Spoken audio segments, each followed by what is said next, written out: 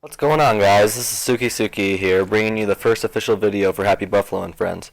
A few buddies and myself are starting this channel as a side project for fun to show you guys how we play the game, so maybe we can give you guys a few tips on how to improve when you guys play Black Ops 3. In this video, I'm going to cover how you can improve in Search and Destroy. While a lot of these seem like common sense, many players do not use these tips, and they end up getting frustrated with the game. And in the game mode that you only have one life each round, it is important for you to use those lives to your full advantage. In this gameplay, I'll be showing you a gameplay where I went 23 and 5 on Fringe in Search and Destroy with the Vesper submachine gun. So, getting off into it, I like to go into the perks. For perk 1, I would suggest either using Flak Jacket or Sixth Sense. I usually like running Flak Jacket because with grenades, HCXDs, kill streaks, and other equipment, other opponents use against you, it helps you stay alive.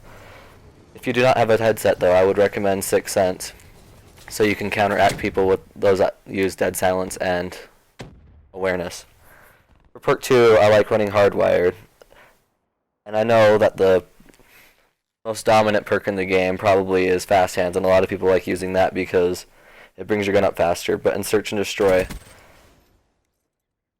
Hardwired helps out more than anything because it cancels out Sixth Sense and Tracker, and it keeps you immune to counter UAVs, trip mines, and C4.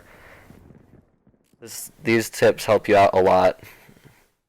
And for instance, in this gameplay here, you'll see a bunch of trip mines laying down, and I don't even have to worry about shooting them because I am invincible to them at this point. So I just keep playing the game, and it makes it a lot easier for you to concentrate on the people in front of you and not the equipment around you. In perk 3, I like using Awareness and Dead Silence because I have a headset and I can sound horror. But if you do not have a headset, I would strongly recommend Dead Silence still, so people cannot sound horror you as effectively. Other good perks to use are Blast Suppressor, so you are silent when jumping, and Tac Mask to keep you protected from lethals and tacticals. For kill streaks, I recommend the first 3, which are HCXD, UAV, and Care Package. I have occasionally forgotten to change my streaks and accidentally gotten a Wraith or Cerberus, but it's safer to run those smaller streaks, especially with Care Package having given you a chance of giving you one of those bigger streaks. You're more likely to get those smaller streaks, and it will help benefit you more often than any of those bigger streaks will in any of the other games. Other quick tips I want to go over is remember to play defensively and Search and Destroy. It is not domination or demolition where you can run down the middle of the map, get a kill or two, and die, and it helps you get map position on your opponent. I can't count how many times I've seen my friends run down the middle of the map and complain they got killed and not play defensively and play the map. Another tip is to live to see another day. That means if you're in a gunfight and you do not think you're going to win it, try to run away. You can always challenge them again later, and your single life matters. Also, tips such as G-sliding, which some other YouTubers have posted videos about, and you guys should look up. And I might post a video about it here in a little bit. Helps you get to bombs faster, defending and planting, which helps you get an advantage on your opponent because a lot of people do not know how to use it. It is a simple thing that helps out a lot more than most people think. Other things is to make sure that your specialist, that you use one that you get quick. That means using the Ripper, Kinetic Armor, Overdrive. I see a lot of people running Tempest and Annihilator, and they never get to use it at all during the game. It'd probably take them about 15 kills for them to get a single one of those, whereas if you got 15 kills, you could have 2 or 3 of those other ones. So remember using smaller ones such as Psychosis and other things, which can benefit you more often than not in Search and Destroy.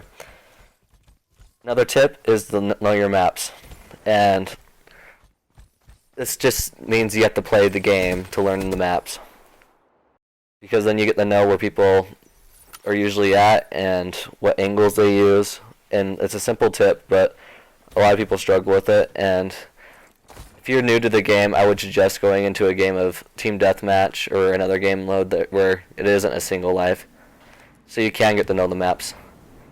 And I'm also going to talk shortly about why I think that Search and Destroy is an underrated game mode in this game.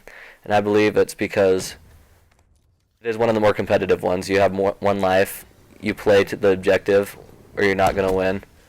Sometimes in domination, you kind of just, and I guess it could happen in Search as well, where you're not playing the objective, but you still end up winning. It rarely happens, but in search and destroy with your one life mattering, it's more often than not, it's going to hurt you in search if you get killed, and if you don't plant the bomb or whatever. If you enjoyed this video and have any questions, tips, or comments, do so below, and I'll do my best to get in contact with you on those. If you enjoyed the video, subscribe it, like it, and share it with your friends. It really does help us out. Also, we are going to be starting a series where you, the audience, will be able to play with us and give us your favorite creative class to play around with. So stay tuned for that, and we'll give you more details on that, and I guess I'll see you guys next time.